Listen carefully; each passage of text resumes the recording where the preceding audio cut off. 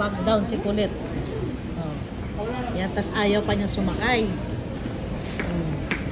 Inarangan ko ng gatas. Yung gatas ni Naya sa ulo niya para di masakit sa reels dito. Sa tubo. Yung bakal. Kaya nakatulong siya. Mamaya ko na sigisingin pagkatapos na namin sa cashier.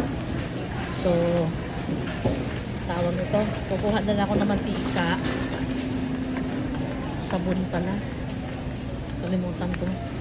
Sabon at saka mantika na lang para makauwi na kami. Yan.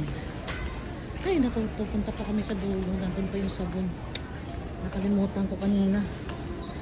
Oh my God. Oh my gulay. Ayun, sabon. Buti nakapwesto siya ng maayos. Oh, ayan. Oh, diba? Kakulitan. Bumagsak. Si kulit bumagsak. Ay, oo nga. Puti, nakadaan ako dito. Kape pala. Nasaan yung kape dito na ano? Ang sa likod. Ay, mga sashi pala kape dito. Teka, unahin ko muna yung sabon bago ko makalimutan. Oops, sa kabila yata. Bar soap. Yan. So, kailangan natin ito isa. Kailangan natin ito ng isa. Ay, dumulong na putik na yan.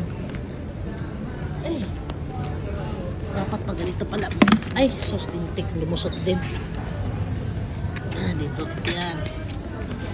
Ay. Okay, sus, napagod ako guys. See you in our next video. Tignan nyo si Colette. Nakatulog. Bye, bye, bye.